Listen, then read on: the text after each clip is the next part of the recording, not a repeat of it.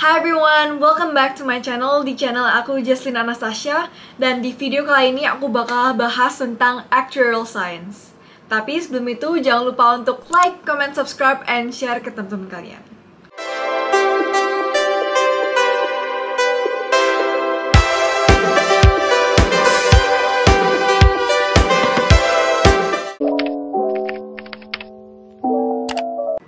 Jadi di video ini aku bakalan bahas yang pertama adalah apa itu actuarial science, terus yang kedua bidang kerjanya, terus yang ketiga adalah skills yang dibutuhkan untuk para actuaries, yang keempat adalah prospek kerjanya di masa yang akan datang, dan yang kelima adalah qualifications untuk para actuaries.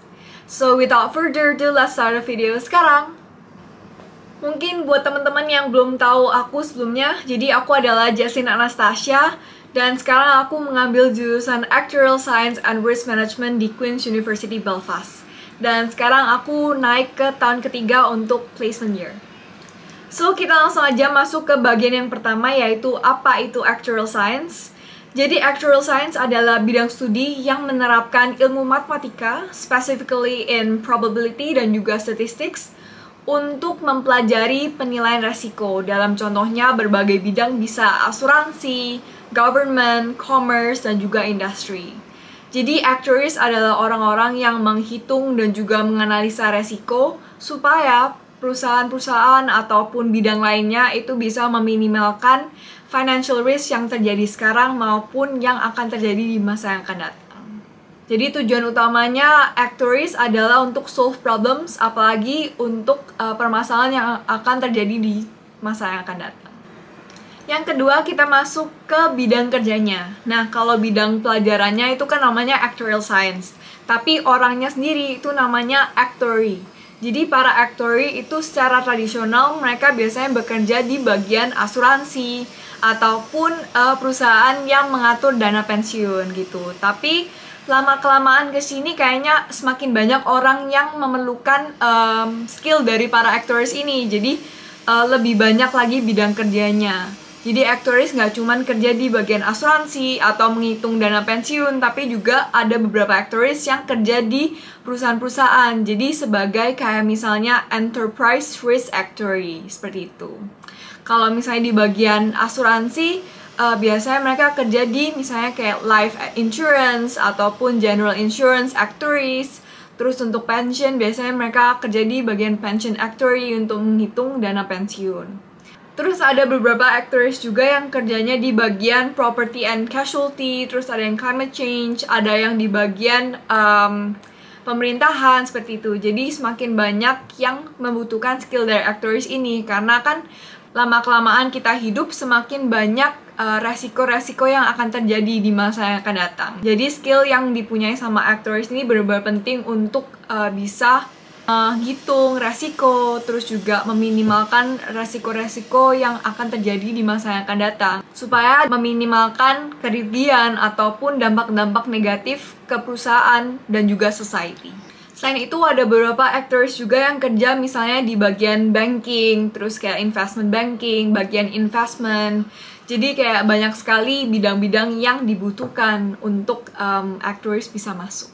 Kalau actuaries di Indonesia itu umumnya bekerja di bagian asuransi jiwa. Jadi contoh-contoh pekerjaannya kayak misalnya merancang produk insurance yang baru, terus juga menentukan tingkat premium, terus profitability product, menghitung nilai perusahaan misalnya kayak appraisal value atau embedded value, terus juga menentukan tingkat solvency perusahaan, seperti itu contohnya. Terus kalau misalnya actuaries yang bekerja di misalnya kayak perusahaan apapun ya, itu biasanya mereka juga bekerja kayak ngeliat 5 atau 10 tahun ke depan perusahaannya bakal ada collapse atau enggak ya gitu. Jadi kalau misalnya ada kayak risk atau resiko perusahaannya akan collapse di masa yang akan datang, nah dari sekarang actuaries tuh kayak menghitung gimana cara untuk mitigate atau kayak avoid, seperti itu. Juga kayak apa aja yang harus dipersiapkan perusahaan dalam sekarang ini, seperti itu. Lalu yang ketiga adalah skill-skills yang dibutuhkan oleh actuaries. Jadi aku ngerasa kalau misalnya actuarial science tuh bukan cuman satu bidang aja, tapi mix dari berbagai bidang. Jadi contohnya actuarial science tuh meliputi juga mathematics, kayak misalnya contohnya yang statistics dan juga probability, terus juga economy, finance, dan juga bahkan sampai computer science. Jadi benar-benar broad dan bisa meliputi banyak sekali bidang seperti itu. Jadi waktu aku di Queen's University Belfast, aku udah belajar kayak misalnya contohnya accounting, financial reporting and analysis, terus investment analysis, financial mathematics yang benar-benar kayak gimana sih cara ngitung dana pensiun seperti itu. Terus juga mikro dan juga makroekonomi, financial risk modeling, lebih spesifik lagi ke general insurance juga. Bahkan aku juga belajar beberapa programming language, misalnya contohnya Python, R, Excel, dan juga VBA. Jadi benar-benar luas dan banyak sekali yang dipelajari oleh actuaries. Jadi skill-skillnya apa aja sih yang harus dipunyai sama actuaries? Aku bakal list semuanya di sini. Jadi biasanya sih yang paling penting adalah harus bagus dengan angka, terus juga detail oriented, harus detail banget orangnya, terus punya excellent communication skills, jadi bisa berkomunikasi dengan clients, karena actuaries adalah nggak cuman kalian yang bakal ngitung kayak misalnya technical, bagian-bagian technical kayak menghitung dana pensiunnya, tapi juga kalian yang bakalan komunikasikan itu semuanya dalam graph dan juga visual ke klien kalian. Selain itu juga harus punya problem solving ability yang bagus dan juga analytical skills. Nah, terus kalau ditanya kenapa kok harus milih actuarial science gitu. Jadi, alasan yang pertama adalah gajinya yang cukup tinggi. Karena actuarial science ini kan bidang yang benar-benar lebih spesifik dan juga specialized kan. Jadi kayak benar-benar bidangnya dibutuhkan oleh orang banyak. Makanya yang terjadi adalah actuaries ini cenderung mendapatkan gaji yang lebih tinggi daripada pekerjaan lainnya. Tapi ini disclaimer ya, balik lagi tergantung sama perusahaan dan juga tempat kalian bekerja. Misalnya kayak region ataupun country seperti itu. Yang kedua adalah demand yang tinggi. Jadi sampai saat ini sih profesi ini masih banyak yang dibutuhkan, tapi belum banyak orang yang punya ilmu aktuaria gitu. Yang ketiga adalah actuarial science ini bidang yang menantang. Jadi cocok banget buat teman-teman yang senang banget menyelesaikan masalah, apalagi menggunakan fakta-fakta. Jadi seperti yang aku bilang tadi, karena actuarial science ini kan bukan cuma satu bidang, mix of kayak misalnya mathematics, terus juga ekonomi, manajemen resiko, bahkan sampai ilmu komputer, dan juga kemampuan untuk research yang baik supaya bisa menyelesaikan masalah. Karena itu, waktu di tempat kerja, kalian tuh nggak akan merasa bosan karena setiap permasalahan akan beda, project yang kalian terima akan juga cara menyelesaikan masalahnya berbeda-beda. Yang keempat adalah critical thinking. Jadi meskipun penyelesaian masalah dalam bidang actuarial science ini harus membutuhkan informasi yang konkret, tapi penyelesaian masalahnya itu nggak bisa cuman diselesaikan melalui rumus ataupun contoh kasus dari buku. Jadi, waktu kalian menyelesaikan masalah ini juga yang bakal mengasah kemampuan kalian untuk berpikir kritis dan juga kreatif. Makanya, penting banget waktu kalian masuk di bidang ini, kalian bisa menyelesaikan masalah dengan melihat sudut pandang yang lebih tajam. Yang kelima adalah kepuasan tersendiri. Nah, pastinya kalau misalnya menyelesaikan masalah itu kan pasti masalahnya banyak dan juga sulit dan juga rumit kan. Jadi waktu kalian sudah berhasil untuk menyelesaikan suatu masalah, pasti ada kepuasan dan kesenangan tersendiri gitu. Jadi benar-benar memberikan reward untuk kalian sendiri waktu kalian ambil bidang actuarial science. Yang keempat adalah the future of actuary. Jadi kebutuhan profesi actuarial science ini benar-benar dibutuhkan di Indonesia, dan sampai sekarang itu malah kebutuhannya lebih meningkat lagi demand-nya seperti itu. Perwakilan dari Persatuan Aktuaris Indonesia itu mengatakan kalau actuaries di Indonesia itu bahkan nggak sampai 500, padahal benar-benar dibutuhkan. Makanya prospeknya juga bagus buat teman-teman yang mau ngambil actuarial science. Padahal tenaga actuaries itu benar-benar dibutuhkan, apalagi buat pertumbuhan asuransi jiwa yang ada, terus juga kayak benefit untuk employees, terus dana pensiun. Jadi untuk menghitung program-program tersebut itu harus membutuhkan actuaries. Nah, selain itu, biasanya kalau misalnya bidang tradisional actuarial science itu kan di asuransi. Nah, sekarang asuransi itu bakal beralih ke insurtech. Jadi from insurance jadi insurtech. Seperti contohnya kayak di finance itu sekarang kan ada fintech juga. Jadi benar-benar actuarial science dan juga para actuaries itu akan lebih berkembang lagi dalam skill dan juga cara mereka untuk menyelesaikan masalah. Dan poin yang terakhir adalah aku mau bahas tentang qualification untuk para actuaries.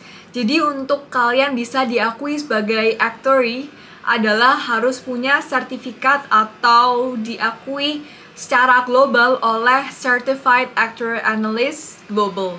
Nah, asosiasi yang ada di dalam CAA Global ini adalah salah satunya IFOA atau Institute and Faculty of Actuaries yang ada di UK dan juga SOA atau Society of Actuaries yang ada di US. Nah, di sini aku mau lebih fokus aja untuk ngomongin tentang United Kingdom atau UK. Jadi, untuk Institute Faculty of Actuaries yaitu IFOA, ini adalah professional body yang mewakili dan juga mengatur para actuaries yang ada di United Kingdom. Nah, kalau kalian tahu di finance ada Chartered Financial Analyst atau CFA yang kalian harus mengambil beberapa exam supaya bisa qualified. Nah, di actuarial juga sama. Jadi kalau misalnya di actuarial science itu ada yang namanya IFOA, tempatnya kalian bisa mengambil exams. Jadi kalian membutuhkan 10 exemptions yang harus kalian ambil dan juga harus lulus supaya kalian bisa menjadi qualified actuary. Nah, dalam 10 exams ini, contoh-contoh yang kalian harus ambil tuh contohnya kayak misalnya CM1, CM2, terus CB1, CB2, CP, seperti itu. Yang totalnya harus 10 yang kalian ambil. Nah, pada saat ini karena aku kuliah di Queen's University Belfast dan program Actuarial Science di Queen's itu sudah terakreditasi oleh IFOA, jadi modul-modul dan juga apapun yang diajarkan di course Actuarial Science ini semuanya itu berdasarkan materi-materi ujian di IFOA seperti itu. Jadi kalau misalnya nanti aku graduate di tahun 2024, aku bakal bisa mendapatkan total exemptions, ada 6 exemptions kalau misalnya aku bisa lulus semuanya. Nah, selain dari yang 10 exemptions untuk menjadi qualified actuary, ada lagi nih, naik tingkat lagi. Kalau misalnya kalian mengambil 3 exemptions lagi yang lebih spesifik, biasanya tergantung bidang studi kalian. Misalnya kalian kerjanya di bagian general insurance, atau life insurance, atau pensions. Nah, biasanya dari 3 exams itu, kalian bisa milih, kalian mau ngambil yang kayak general insurance atau apa, seperti itu. Nah, kalau misalnya kalian udah mengambil 3 exemptions, kalian bisa menjadi fellow actuary, tingkat yang paling tinggi. Nah, kenapa sih ngambil qualification ini bener-bener kayak penting banget? Jadi ini tuh bakalan memberikan efek ke misalnya kayak posisi kalian dalam perusahaan, terus juga salary kalian, dan professionalism kalian ketika kalian kerja. Jadi semakin banyak exam yang kalian punya dan juga kalian ambil, lebih banyak lagi experience dan juga ilmu-ilmu yang kalian punya nanti untuk menyelesaikan problems di pekerjaan. So that's all 5 hal yang bisa aku bagikan dalam video kali ini. Dan semoga informasinya benar-benar berguna buat teman-teman yang ingin tahu actuarial science itu apa, atau mungkin ada beberapa teman-teman yang tertarik mengambil actuarial science dalam university. Menurutku kayak benar-benar actuarial science adalah bidang yang benar-benar aku suka dan most likely bakal aku tekuni untuk pekerjaan aku di masa yang akan datang. Jadi buat kalian yang suka sama videonya, jangan lupa untuk like, comment, subscribe, and share ke teman-teman kalian. See you guys in the next video, dan jangan lupa ya kasih tahu aku kalau misalnya kalian mau tahu lebih lagi tentang actuarial science atau apapun yang kalian ingin aku bahas di next video. See you guys in the next video and bye!